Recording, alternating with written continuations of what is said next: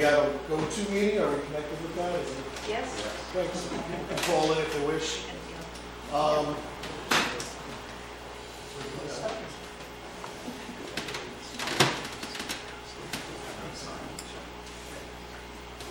can start? Okay, we're good to go. Hi folks, if you don't know me, my name is Rob Stanley. I'm the town supervisor. Thank you for coming down.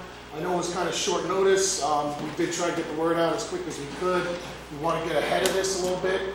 There's still a long process to come, and we'll explain it as we go through the meeting today. But thank you all for showing up and showing an interest in this. Basically, we can start right from the beginning.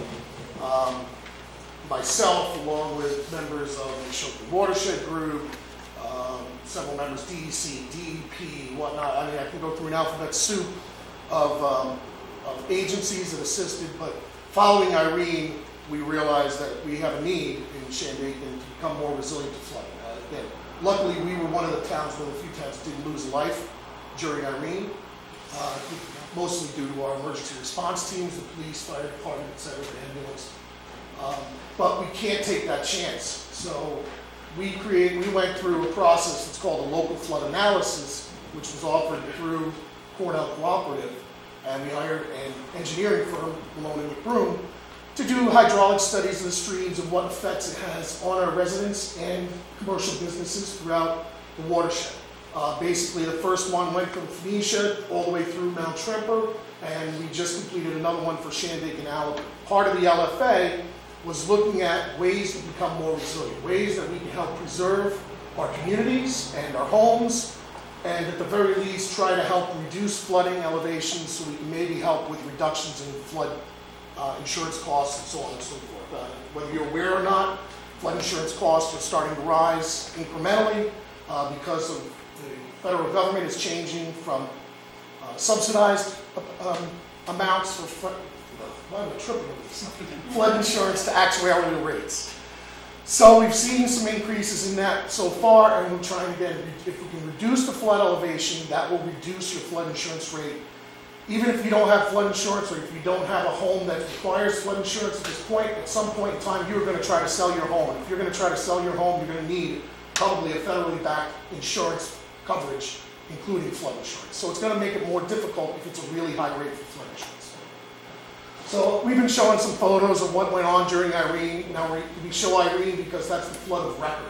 That was the largest single event that we've seen in the town of Shandaken.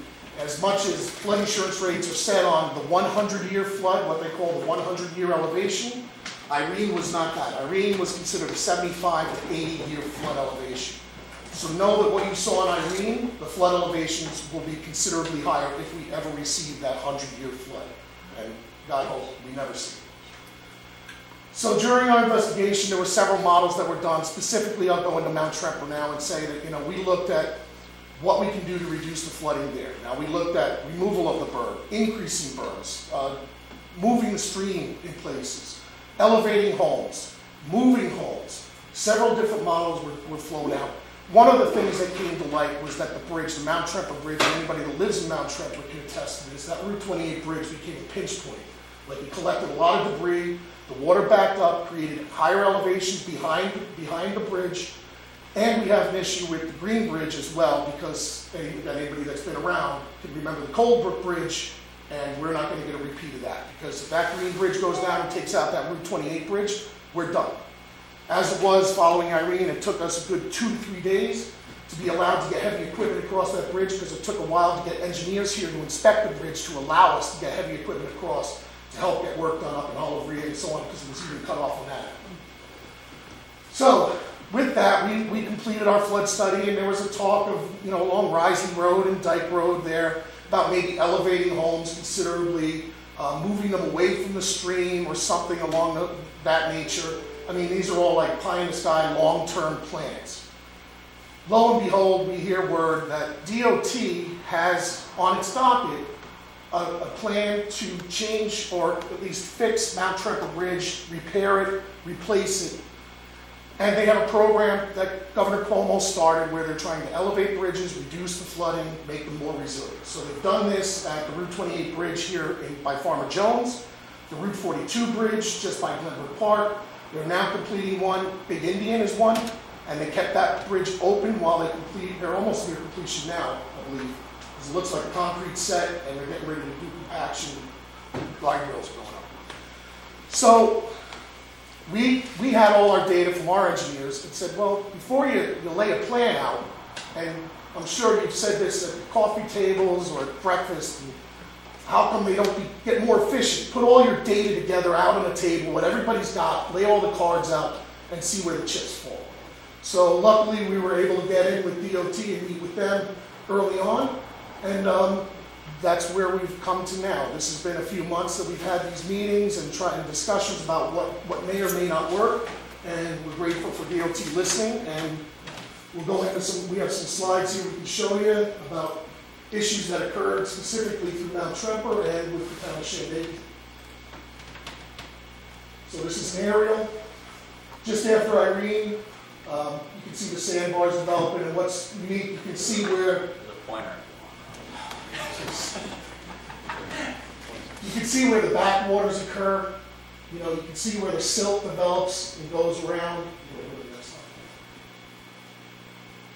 There's also historically, you can say. No, I mean, I just, I'm Aaron Bennett with the Fulton County Department of Environment, but work closely with the watershed towns to do flood hazard mitigation under with the Ashokan Watershed Stream Management Program. But so in helping the town get grants and try to get some mitigation efforts, you do research, and these are some pictures that were shared with me from.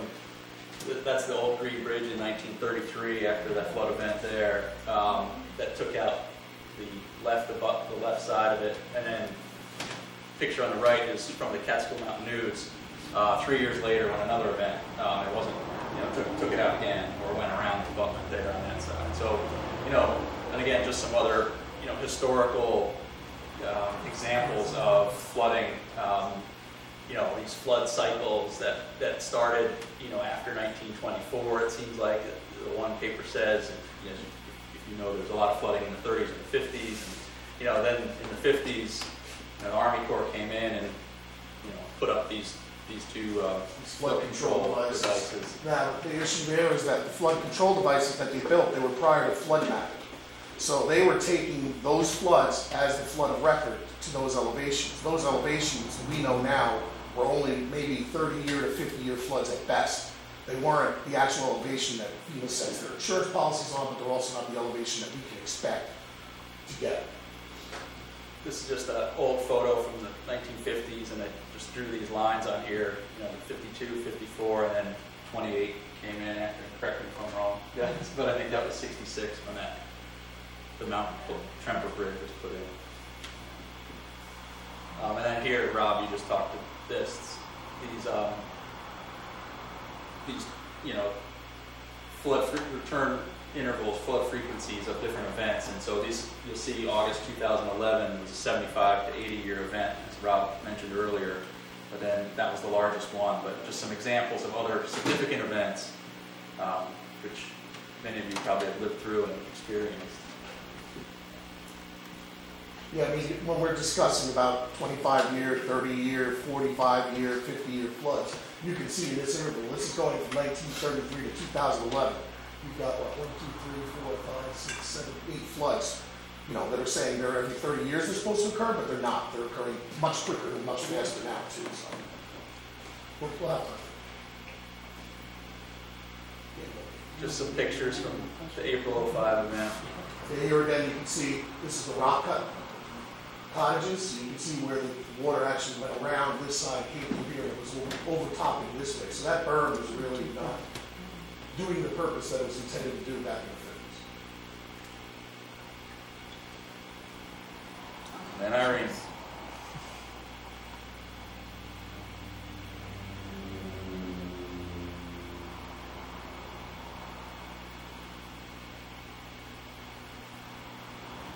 We were talking beforehand, but of note here is you can see that this is when the water's residing, actually. So the water level, we have mud marks that were marked on these trees here that show the actual elevation that was right there at that time coming down through here.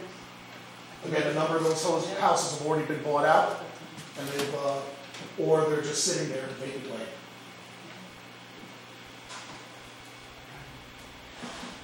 This is an aerial image from 2009, and there's 3 structures here. As most of you know, there's a lot of structures that have gone through the FEMA buyout program now, or recently, and then these are 3 that that didn't go. This was before the buyout, so Irene took care of 3 structures itself, really, and then there's several more. I don't think I took that slide out, but there were 6 FEMA buyout acquisitions in that area. 5 in that area and 1 Barton upstream. Also, in conjunction with us creating a flood mitigation plan, the town participated, well, didn't participate, we were selected to participate by Governor Cuomo's office in the New York Rising Program. The New York Rising Program was a program whereby the governor's office with the local delegation selected certain community members and appointed them to a board independent from the town board to say these are projects that we would like to see highlighted, projects we would like to see go forward for flood mitigation, for the preservation of our community. So it gave us a $3 million pool to pull from, and as of right now, I think the one project we've got completed was a Panther Hill Bridge replacement project, was the only one that's completed. Next one is relocation of the municipal complex here. But in this flood mitigation plan, it says identify the properties, potential candidates for elevation, relocation, buyout based on evaluation of flood risks, projected feasibility and plan for flood risk reduction capital projects. A list of targeted high-priority acquisitions should be prepared and annually updated. An example of high-priority projects will be property identified by FEMA as a repetitive loss property. So every time a claim is made, FEMA keeps track of that. So those are, you have repetitive loss and then you have severe repetitive loss, where people are making, I think it's over a 20,000. I think it's just a number of events, like 3 events in 10 years triggers it, or if they equal substantial damage.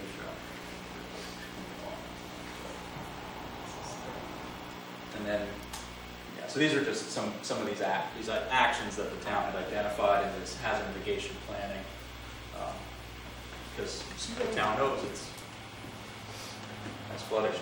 So then, this was the cover of the flood analysis for the Mount Tremper and Phoenicia, which got suppressed when it was done. These are just some of the top scenarios. Rob, you touched on these earlier, but some of the recommended actions. Yeah, so again, the way it's based is on a benefit cost analysis, seeing what the long-term cost based rated over a 50-year period, I believe, right? Prorated for a 50-year period to see the cost of doing the activity versus the protection that it's going to provide for the community at large. So, ideally, you can do it. I can do that. I do that. Ideally, you're looking for a 1. So you can see, dredging out the soap is basically that you're chasing your tail. Erosion will continue to happen. Dirt will fill the streams. We can continue to do that forever and ever and never really get angry. So there's an extensive look at this specific area with the Mount Tremper Bridge. You can see where we were looking at removal of berms, things like that. But again, that bridge was remaining there. I think the one thing on this to note, I'm going to back up, is that you see the red area. That was one of the scenarios run, was to relocate some of those homes and create a floodplain bench there. But the hope is through this project, there isn't a need to do that. Right. So real simply, just upsize that and potentially remove the berm. And then the other piece of this is the Mount Pleasant Bridge, which I know a lot of you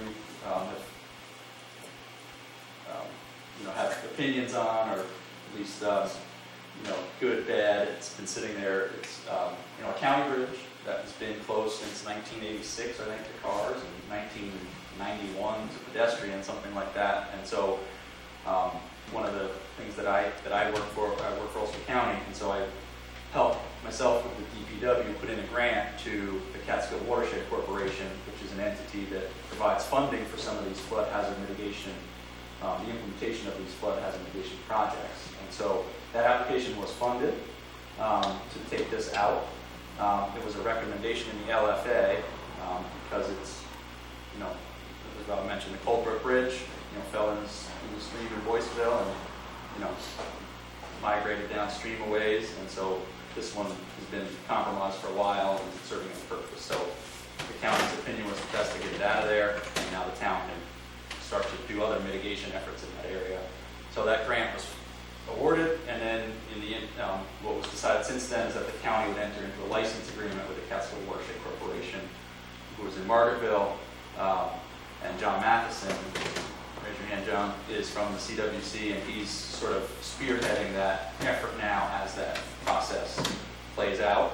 And I think he may have brought some plans later after the sort of presentation part if people are interested in what the status is there. But as far as you know, say anything, John?